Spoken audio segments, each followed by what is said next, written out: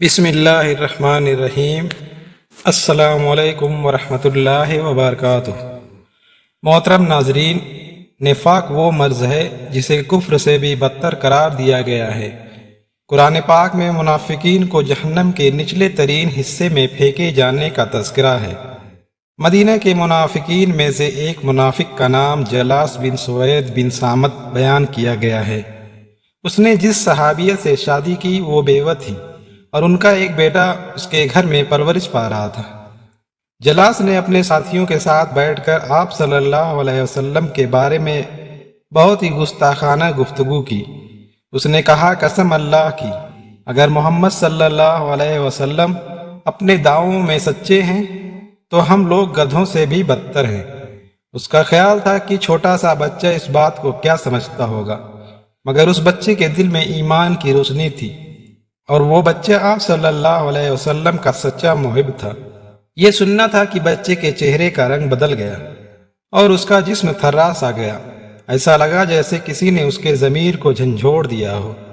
چنانچہ وہ طیش میں آ کر بولا، اللہ کی عزت کی قسم، آپ لوگوں میں سب سے زیادہ مجھے محبوب تھے، لیکن اب میری نگاہ میں آپ سے زیادہ مقبوض کوئی نہیں ہے۔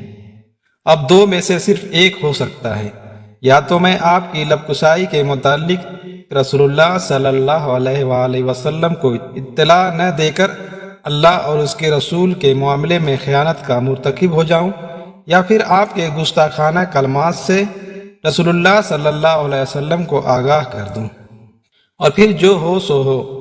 جلاس بن سوید بولا، ابھی تو ایک ناسمجھ بچہ ہے، لوگ تیری بات کی تصدیق تو کریں گے نہیں، بھلا تیری بات کون سنے گا؟ جاؤ، تم جو کہنا چاہتے ہو کہو۔ چھوٹا سا بچہ اپنے ننھے منھے قدموں سے چلتا ہوا بارگاہ رسالت آپ صلی اللہ علیہ وسلم میں حاضر ہوتا ہے اور رسول اکرم صلی اللہ علیہ وسلم کے سامنے بیٹھ کر گویا ہوتا ہے، یا رسول اللہ صلی اللہ علیہ وسلم، یہ جلاس بن سوید جو میرا سوتیلا باپ ہے، اللہ اور اس کے رسول کی شان میں گستاخی کر کے خیانت کا مرتکب ہوا ہے۔ میں پہلے اللہ کی بارگاہ میں اور پھر آپ کے سامنے اس سے بیزاری کا اعلان کرتا ہوں۔ حضور نبی کریم صلی اللہ علیہ وآلہ وسلم نے دریافت فرمایا، بچے یہ تو بتا، آخر اس نے کیا کہا ہے؟ بچے نے کہا، انہوں نے یہ گستاخ آمیز جملہ کہا ہے، اللہ کی قسم اگر محمد صلی اللہ علیہ وسلم سچا ہے تو بلا شبہ ہم گدھوں سے بھی زیادہ بدتر ہیں۔ چنانچہ نبی کریم صلی اللہ علیہ وسلم نے صحابہ کرام رضی اللہ عنہم کو جمع فرمایا اور ان سے اس معاملے میں مشورہ طلب کیا۔ صحابہ کرام نے عرض کیا، یا رسول اللہ صلی اللہ علیہ وسلم، یہ چھوٹا بچہ ہے، آپ اس کی تصدیق نہ کریں، یہ تو اپنی بات کا مطلب بھی نہیں سمجھتا۔ جبکہ جلاس بن سوید ایک عمر رسیدہ ہوش مند آدمی ہے اور آ کر ہم لوگوں کے ساتھ نماز کی ادائیگی بھی کرتا رہتا ہے۔ صحابہ کرام کا مشورہ سن کر نبی کریم صلی اللہ علیہ وسلم خاموش ہو رہے اور اس چھوٹے بچے کی تصدیق نہ فرمائی۔ جب اس معصوم بچے نے فیصلہ اپنے خلاف سنا تو اس کی آنکھوں سے آنسو بہہ کر موتیوں کی لڑی کی طرح ٹپ ٹپ اس کے سرخ رخساروں پر گرنے لگے اور اس کے جسم پر کپ کپی طاری ہو گئی۔ اس نے انتہائی حزن و ملال اور رنج و غم کے عالم میں آسمان کی طرف اپنی نظر اٹھائی اور اس ہستی کی طرف متوجہ ہو گیا جو باریک بین ہے اور جس سے کوئی بھی چیز مخفی نہیں، بلکہ وہ تو دلوں کے خطرات سے بھی واقف ہے۔ پھر اس نے یہ دعا کی، اے اللہ، اگر میں اپنی بات میں سچا ہوں تو مجھے سچا ثابت کر دے، اور اگر میں جھوٹا ہوں تو پھر میرا جھوٹ آشکار فرما دے۔ راوی کا بیان ہے کہ اللہ کی قسم ابھی وہ بچہ اس مجلس سے رخصت بھی نہیں ہوا تھا اور مسجد کے اندر ہی بیٹھا تھا کہ حضرت جبرائیل علیہ السلام ساتویں آسمان کے اوپر سے اس کی تصدیق کا پروانہ لے کر بارگاہ رسالت میں حاضر ہو گئے۔ یہ منافقین اللہ کی قسمیں کھاتے ہیں کہ انہوں نے کچھ نہیں کہا، حالانکہ انہوں نے یقیناً کلمہ کفر کہا اور وہ اپنے اسلام کو ظاہر کرنے کے بعد کافر ہو گئے۔ پھر حضور صلی اللہ علیہ وسلم نے جلاس بن سوید کو بلا کر پوچھا تو وہ اپنی بات سے مکر گیا اور قسم کھا کر کہنے لگا کہ اس نے آپ صلی اللہ علیہ وسلم کے خلاف کچھ بھی زبان درازی نہیں کی ہے۔ حضور صلی اللہ علیہ وسلم نے فرمایا، اللہ تعالیٰ فرماتا ہے، یہ منافقین اللہ کی قسمیں کھاتے ہیں کہ انہوں نے کچھ نہیں کہا، حالانکہ انہوں نے یقیناً کلمہ کفر کہا اور وہ اپنے اسلام کو ظاہر کرنے کے بعد کافر ہو گئے۔ اے جلاس، تم نے اللہ کے ساتھ کفر کیا ہے، اب تم اللہ تعالیٰ سے توبہ کرو، کیونکہ اسی وحدہ اللہ شریک کا فرمان ہے۔ سو اگر یہ اب بھی توبہ کر لیں تو ان کے لیے بہتر ہے۔ اس کے بعد رسول کریم صلی اللہ علیہ وسلم نے اس چھوٹے بچے کو اپنی خدمت میں بلا کر اس سے فرمایا، اس خوش نصیب بچے کو خوش آمدید جس کی تصدیق اللہ تعالیٰ نے 7 آسمانوں کے اوپر سے کر دی ہے۔ جلاس نے اس کے بعد سچی توبہ کر لی اور بعد کی زندگی نفاق سے پاک ہو کر اسلام کے مخلص پیروکار کی حیثیت سے گزاری۔ محترم ناظرین، صداقت و نجابت اور غیرت و حمیت کا یہ معصوم پتلا وہی جلیل القدر صحابی ہیں جن کو تاریخ حضرت عمیر بن سعد رضی اللہ عنہ کے نام سے جانتی ہے، اور یہی حضرت عمیر بن سعد رضی اللہ تعالیٰ عنہ ہیں جن کو حضرت عمر فاروق رضی اللہ عنہ نے حمص کا گورنر بنا کر بھیجا تھا۔ حضرت عمیر بن سعد رضی اللہ عنہ کے نزدیک جہاد فی سبیل اللہ کے مقابل کوئی چیز قابل ترجیح نہ تھی، مگر انہوں نے امیر المومنین کے حکم کے آگے سر تسلیم خم کر دیا۔ حضرت عمیر بن سعد رضی اللہ عنہ نے حمص میں گورنر کی حیثیت سے مکمل 1 سال گزارا، مگر اس مدت میں نہ تو انہوں نے دربار خلافت کو خط لکھا، نہ مسلمانوں کے بیت المال کے لیے خراج وغیرہ کی کوئی رقم ہی بھیجی۔ تو خلیفہ کے دل میں ان کے خلاف شکوک و شبہات نے سر اٹھانا شروع کیا، کیونکہ وہ اپنے گورنروں کے متعلق امارت کے فتنے سے ہمیشہ چوکنے اور ہوشیار رہتے تھے۔ ان کے نزدیک رسول اللہ صلی اللہ علیہ وسلم کے سوا کوئی معصوم نہ تھا۔ انہوں نے اپنے کاتب کو بلا کر کہا، عمیر بن سعد رضی اللہ عنہ کو لکھو کہ امیر المومنین کا خط پاتے ہی حمص کو چھوڑ دو اور دربار خلافت کے لیے روانہ ہو جاؤ، اور اپنے ساتھ خراج کی وہ پوری رقم لے کر آؤ جو تم نے اب تک جمع کی ہے۔ خط پڑھ کر انہوں نے زاد راہ کی تھیلی اٹھائی، کندھے پر پیالہ اور پانی کا برتن رکھا، ہاتھ میں نیزہ تھاما اور حمص کو اپنے پیچھے چھوڑ کر پیدل ہی مدینہ پہنچے۔ تو بھوک اور فاقہ کی وجہ سے ان کا رنگ بدل گیا تھا، جسم نحیف اور لاغر ہو گیا تھا، سر اور داڑھی کے بال بکھرے ہوئے تھے، اور صعوبت سفر کے آثار ان کے اوپر پوری طرح سے نمایاں تھے۔ حضرت عمر رضی اللہ عنہ نے انہیں اس حال میں دیکھا تو حیرت زدہ رہ گئے اور ان سے پوچھا، عمیر، یہ تمہیں کیا ہو گیا ہے؟ امیر المومنین، مجھے کچھ نہیں ہوا ہے، اللہ کا شکر ہے، میں بالکل ٹھیک ہوں، میں اپنے ساتھ پوری دنیا اٹھا لایا ہوں۔ عمیر رضی اللہ عنہ نے جواب دیا، تمہارے ساتھ کیا ہے؟ انہوں نے سمجھا کہ بیت المال کے لیے خراج کی رقم لائے ہیں۔ میرے ساتھ میری تھیلی ہے جس میں زاد راہ رکھتا ہوں، میرا پیالہ ہے جس میں کھاتا ہوں، جس سے اپنا سر اور کپڑے دھوتا ہوں، میرے ساتھ میرا مشکیزہ ہے جس میں وضو اور پینے کا پانی رکھتا ہوں۔ ایک لمحہ توقف کے بعد پھر بولے، امیر المومنین، میرے اس سامان کے علاوہ باقی دنیا میرے لیے بے ضرورت ہے، مجھے اس کی کوئی احتیاج نہیں۔ کیا تم پیدل ہی آئے ہو؟ ہاں اے امیر المومنین۔ بیت المال سے سواری کے لیے تمہیں کوئی گھوڑا نہیں ملا؟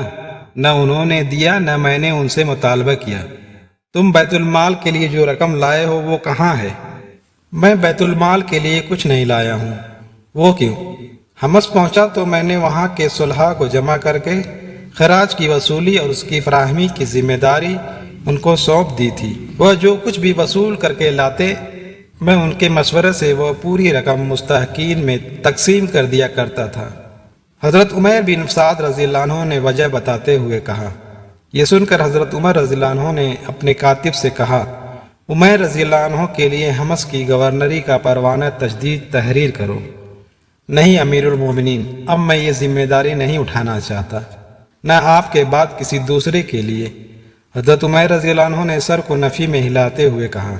پھر وہ حضرت عمر رضی اللہ عنہ سے اجازت لے کر مضافات مدینہ کی ایک بستی میں چلے گئے جہاں ان کے اہل و عیال مقیم تھے۔ حضرت عمیر بن سعد رضی اللہ عنہ کو اپنی بستی میں آئے ابھی زیادہ دن نہیں گزرے تھے کہ حضرت عمر رضی اللہ عنہ نے ان کی آزمائش کا فیصلہ کر لیا اور اپنے ایک قابل اعتماد شخص حارث کو بلا کر کہا، عمیر رضی اللہ عنہ کے ہاں جاؤ اور وہاں بحیثیت مہمان قیام کرو۔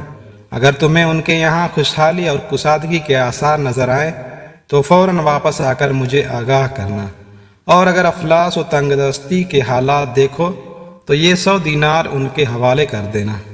انہوں نے دیناروں کی تھیلی ان کو تھماتے ہوئے کہا۔ حارث رضی اللہ عنہ عمیر رضی اللہ عنہ کی بستی میں آئے اور پتہ پوچھتے ہوئے ان کے گھر پہنچے۔ ملاقات ہوئی تو ان کو سلام کیا۔ حضرت عمیر رضی اللہ عنہ نے سلام کا جواب دیتے ہوئے پوچھا، کہاں سے آئے ہو؟ مدینہ منورہ سے۔ مدینے کے مسلمان کیسے ہیں؟ بخیر و عافیت۔ امیر المومنین کیسے ہیں؟ وہ بھی بخیر ہیں۔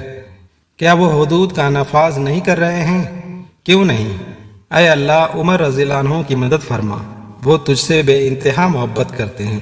انہوں نے آسمان کی طرف نظر اٹھاتے ہوئے کہا۔ حارث رضی اللہ عنہ عمیر بن سعد رضی اللہ عنہ کے یہاں مہمان کی حیثیت سے 3 رات مقیم رہے۔ وہ رات ان کو جو کی ایک روٹی پیش کرتے۔ تیسرے دن ان کے قبیلے کے ایک شخص نے حارث رضی اللہ عنہ سے کہا کہ تم نے عمیر رضی اللہ عنہ اور ان کے گھر والوں کو سخت پریشانی میں مبتلا کر دیا ہے۔ ان کے پاس ایک ہی روٹی ہوتی ہے۔ یہ لوگ خود بھوک اور فاقہ کے ہاتھوں پریشانی ہونے کے باوجود تم کو اپنے آپ پر ترجیح دیتے ہیں۔ اگر مناسب سمجھو تو تم میرے یہاں منتقل ہو جاؤ۔ اس کے بعد حارث رضی اللہ عنہ نے دیناروں کی تھیلی نکالی اور لے جا کر عمیر رضی اللہ عنہ کے سامنے رکھ دی۔ عمیر رضی اللہ عنہ نے تھیلی کی جانب اشارہ کرتے ہوئے پوچھا، یہ کیا ہے؟ اسے امیر المومنین نے آپ کے لیے بھیجا ہے، اس کو واپس لے جاؤ اور ان کی خدمت میں میرا سلام پیش کرنے کے بعد کہنا کہ عمیر کو اس کی ضرورت نہیں ہے۔ یہ سن کر ان کی اہلیہ بول پڑی۔ وہ اپنے شوہر اور مہمان کی گفتگو دروازے کی اوٹ سے سن رہی تھی۔ عمیر، اسے لے لیجئے، آپ کو ضرورت ہو تو خرچ کیجئے ورنہ مستحقین میں تقسیم کر دیجئے، یہاں ضرورت مندوں اور محتاجوں کی کمی نہیں ہے۔ حارث رضی اللہ عنہ نے دینار کی تھیلی عمیر رضی اللہ عنہ کے سامنے چھوڑ کر واپسی کے لیے مڑ گئے۔ عمیر رضی اللہ عنہ نے دیناروں کو لیا اور انہیں بہت سی چھوٹی چھوٹی تھیلیوں میں رکھ کر راتوں رات ضرورت مندوں خصوصاً شہداء کی اولاد میں تقسیم کر دیا۔ ادھر حارث رضی اللہ عنہ مدینہ پہنچے تو حضرت عمر رضی اللہ عنہ نے ان سے پوچھا، حارث تم نے کیا دیکھا؟ امیر المومنین عمیر رضی اللہ عنہ اور ان کے اہل و عیال بڑے سخت حالات سے دوچار ہیں، تم نے دینار ان کو دے دیے تھے؟ ہاں اے امیر المومنین۔ انہوں نے کیا کیا؟ مجھے نہیں معلوم، لیکن میرا خیال ہے کہ وہ اس میں سے 1 دینار بھی اپنی ذات پر نہیں خرچ کریں گے۔ تب حضرت عمر رضی اللہ عنہ نے حضرت عمیر بن سعد رضی اللہ عنہ کو لکھا، میرا یہ خط تم کو ملے تو اسے اپنے ہاتھ سے رکھنے سے پہلے مدینہ کے لیے روانہ ہو جاؤ۔ حضرت عمیر رضی اللہ عنہ نے مدینہ کا رخ کیا اور دربار خلافت میں حاضر ہوئے۔ حضرت عمر رضی اللہ عنہ نے ان کا پرتپاک خیر مقدم کیا اور اپنے قریب بٹھاتے ہوئے بولے، عمیر تم نے ان دیناروں کا کیا کیا؟ امیر المومنین، جب وہ دینار آپ مجھے دے چکے ہیں تو اب آپ کو ان سے کیا غرض ہے؟ میں یہ معلوم کرنا چاہتا ہوں کہ تم نے ان کو کہاں خرچ کیا۔ میں نے انہیں جمع کر دیا ہے تاکہ وہ اس روز میرے کام آئیں جس روز مال اور اولاد کوئی چیز کام نہیں آئے گی۔ یہ سن کر حضرت عمر فاروق رضی اللہ عنہ کی آنکھیں چھلک پڑی اور انہوں نے بھرائی ہوئی آواز میں کہا، عمیر میں گواہی دیتا ہوں کہ تم ان لوگوں میں سے ہو جو تنگ دستی کے باوجود اپنے اوپر دوسروں کو ترجیح دیتے ہیں۔ پھر آپ نے 1 وسق غلہ اور 2 کپڑے دینے کا حکم دیا۔ حضرت عمیر رضی اللہ عنہ نے کہا، امیر المومنین غلے کی ضرورت نہیں ہے، میں 2 سا جو گھر پر چھوڑ آیا ہوں، جب تک ہم اسے کھائیں گے اللہ تعالی ہمارے لیے رزق کا بندوبست کر دے گا۔ البتہ کپڑے میں بیوی کے لیے رکھ لیتا ہوں، اس کے کپڑے بالکل بوسیدہ ہو چکے ہیں۔